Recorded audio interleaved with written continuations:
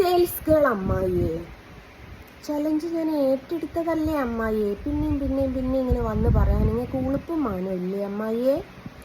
ഞാൻ നിങ്ങളോട് പറഞ്ഞതാ, ചലഞ്ച് ഞാൻ ഏറ്റെടുത്തു, എനിക്ക് സമ്മതമാണ്. നിങ്ങൾ പത്രക്കാരെ വിളിക്കണ്ട, നിങ്ങളെ വിളിച്ചേക്കാട്ടിൽ ഒരാളെങ്കിലും അധികം വരെ ഞാൻ വിളിച്ചാലാണ്.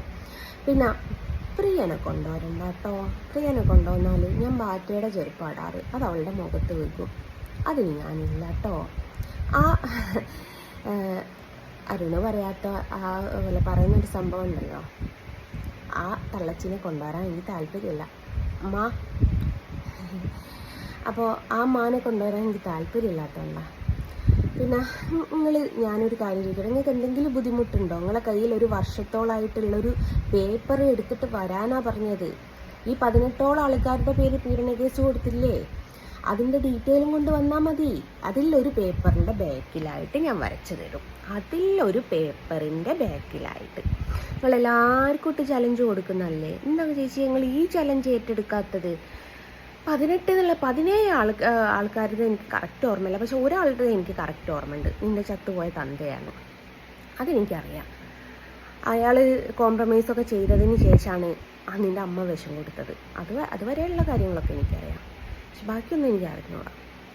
അപ്പോൾ ഈ ഏറ്റെടുക്കാൻ പറ്റുമോ എന്ന് ചോദിക്കുന്ന നേരം കൊണ്ട് നിങ്ങളോട് ഞാൻ പറഞ്ഞില്ലേ, നമ്മളിപ്പോൾ ഒരാളോട് ഒരു കാര്യം പറയുമ്പോൾ അവർക്ക് അതിൻ്റേതായിട്ടില്ല. എനിക്കിപ്പം വരയ്ക്കാൻ വേണ്ടിയിട്ട് ഇപ്പം നിങ്ങൾ വരയ്ക്കാൻ പറയുന്ന ദിവസം എനിക്ക് പീരീഡ്സ് ആണ്, എനിക്ക് വരയ്ക്കാൻ പറ്റില്ല.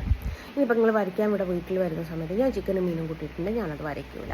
അങ്ങനത്തെ കുറച്ച് നിങ്ങളൊക്കെ വരുമ്പോൾ എന്ന് പറയുമ്പോൾ എനിക്കായിട്ട് കുറച്ച് ഡിമാൻഡ്സ് ഉണ്ടാവില്ലേ? അമ്മ ആർട്ടിസ്റ്റ് അല്ലേ? അപ്പം ഒരു ആർട്ടിസ്റ്റിന് ഭയങ്കര ഗമ ജാടാന്നൊക്കെ പറഞ്ഞിട്ടുള്ള സാധനങ്ങൾ ഉണ്ടാവും. അപ്പം എനിക്ക് നിങ്ങൾ വരുമ്പം റെഡിയായിട്ട് മാനസികമായിട്ടും ശാരീരികമായിട്ടൊക്കെ ഞാൻ റെഡിയായിട്ട് നിൽക്കണമെന്നുണ്ടെങ്കിൽ എനിക്ക് ആ പേപ്പർ കിട്ടണോ? അല്ലാതെ അപ്പം ഞാൻ നിങ്ങൾക്ക് വരച്ച് തന്നാൽ ഞാൻ നിങ്ങളുടെ മുമ്പ് തോറ്റുപോയില്ല, ജയിക്കൂലേ പെണ്ണുങ്ങളെ? അതുകൊണ്ടാണ്. അപ്പം നിങ്ങൾ എന്താ ചെയ്യേണ്ടത് വെച്ചാൽ, നിങ്ങളെ കയ്യിലുള്ള പേപ്പർ നിങ്ങൾക്ക് പോയി കഷ്ടപ്പെടുകയൊന്നും വേണ്ടല്ലോ. നിങ്ങളെ കയ്യിലുണ്ട് എന്ന് പറയപ്പെടുന്ന 18ഓളം ആൾക്കാരുടെ പേരിൽ ഞാൻ പീഡന കേസ് കൊടുത്തതിൻ്റെ ഡീറ്റെയിലും കൊണ്ട് വന്നാൽ മതി. പിന്നെ പ്രിയൻ്റെ ഒരു തമ്പ്ലൈന് കണ്ടു, ചിത്രവരയിൽ എന്തെങ്കിലും കെണിയൊരുക്കി ജസ്ന സലീം. എടേ പ്രിയത്തള്ളേ, ഇതിലെന്താടി ഇത്ര കെണി? ഞാൻ വരയ്ക്കില്ല എന്ന് പറഞ്ഞില്ല, ഞാൻ നിങ്ങൾ പറയും പോലെ കേൾക്കൂല എന്ന് പറഞ്ഞിട്ടില്ല. പിന്നെ വേറെ കാര്യം കേട്ടോ, അവിടെ നിന്ന് ഇങ്ങോട്ട് വരണേ. ഞാനിവിടുന്ന് അങ്ങോട്ട് വരുന്ന സമയത്ത് എനിക്ക് ഏകദേശം 1000 രൂപൻ്റെ പെട്രോളാവും.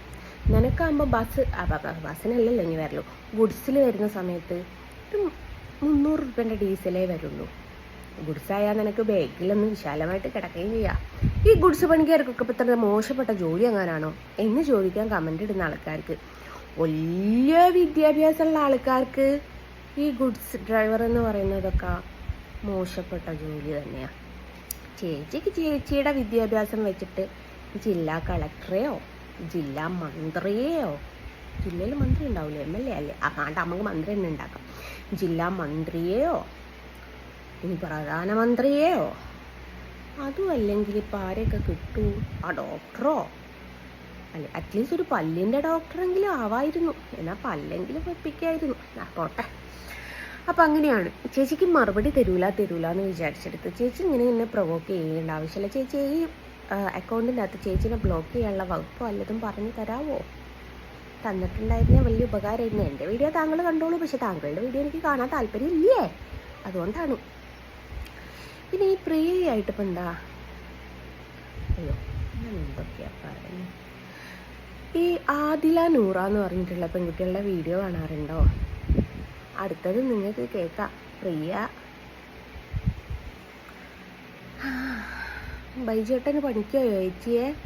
ഗുഡ്സിലാ പോയത്, കട്ടൻ ചായ കുടിച്ചിട്ടാ പോയത്. നിങ്ങൾ പിന്നെ കമ്മ്യൂണിസ്റ്റുകാരല്ലല്ലോ കട്ടൻ ചായ കുടിക്കാണ്. അപ്പം നിങ്ങൾ ചോദിക്കും കമ്മ്യൂണിസ്റ്റുകാർക്ക് മാത്രമേ കട്ടൻ ചായ കുടിക്കാവൂ. അവരാണ് പറയാൻ കട്ടൻ ചായയും പരിപ്പ് വടി. അതാവട്ടെ.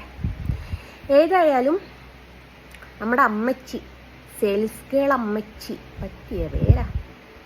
അപ്പം സെയിൽസ് ഗേൾ അമ്മച്ചിയെ, നിങ്ങൾ പറഞ്ഞത് ഞാൻ നീറ്റു എന്ന് പറഞ്ഞു. പിന്നെയും എന്താ നിങ്ങൾക്ക് ഇത് പറ്റാത്തത്? നിങ്ങൾ ഈ എല്ലാവരെയും വെല്ലുവിളിച്ച് ചലഞ്ച് ഇടുന്നുണ്ടല്ലോ. ആരും നിങ്ങൾക്കൊരു ചലഞ്ച് തന്നു, ഏറ്റെടുക്കാൻ തയ്യാറല്ല. ഞാൻ എന്തോ ഒരു ചലഞ്ച് കൊടുത്തായിരുന്നല്ലോ, അത് ഏറ്റെടുക്കാൻ തയ്യാറല്ല. പിന്നെ നിങ്ങളിത് മാത്രം ഇങ്ങനെ പൊക്കി കാണിക്കാൻ എന്തുവാണ്?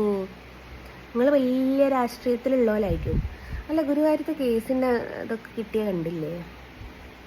ഞാനും കണ്ടു കേട്ടോ, കണ്ടു എന്ന് പറഞ്ഞതാ. അപ്പം അങ്ങനെയാണ് വിധി വന്നത്, കണ്ടു എന്ന് പറഞ്ഞതാണ്, വേറെ ഒന്നും വിചാരിക്കരുത് നിങ്ങൾ. അപ്പം അങ്ങനെയാണ് സംഭവങ്ങളൊക്കെ. അപ്പോൾ ചേച്ചിയെ, ഒരു ചിത്രകാരന് അല്ലെ ഒരു ചിത്രകാരിക്ക് ഒരു ഡ്രോയിങ് വരയ്ക്കുമ്പം അതിൻ്റേതായിട്ടുള്ള ആംബിയൻസ് വേണം. ആ ആംബിയൻസാണ് ഞാൻ ചോദിച്ചത്. 18ഓളം ആൾക്കാരുടെ പേരിൽ പീഡന കേസ് കൊടുത്ത് ആ പേപ്പർ, അതിലൊരു പേപ്പറിൻ്റെ ബാക്കിലായിട്ട് ഞാൻ വരച്ച് തരാം. പിന്നെ നിൻ്റെ പ്രിയനെ കൂട്ടിയാൽ നിൻ്റെയും കൂടി കാരണം ഞാൻ അടിച്ച് പൊട്ടിക്കടി, സത്യമായിട്ട്. പിന്നെ എന്തിനാടി ജസ്റ്റ് നിൻ്റെ കാരണം അടിച്ച് പൊട്ടിച്ചതെന്ന് പറഞ്ഞാൽ നിനക്ക് കേസ് കൊടുത്ത് ഞാൻ 14 ദിവസം റിമാൻഡായി. എൻ്റെ പിള്ളേർ വീട്ടിൽ കുതിരുന്ന് പട്ടിണിയായി. നിന്നെപ്പോലെ അല്ലടി പിള്ളേരെയും കൊണ്ടിട്ടാണ് നടക്കുന്നത്. നീ പിന്നെ പിള്ളേരെ ഉപേക്ഷിച്ചു. ഒരു വീഡിയോയിൽ കണ്ടല്ലോ പിള്ളേർക്ക് ബുക്ക് വാങ്ങാൻ പോവാന്ന്. ഷേണായി ഉപേക്ഷിച്ചു അല്ലേ പിള്ളേരാ? ആ പിതൃത്വത്തിൽ ഷേണായിക്കും സംശയം.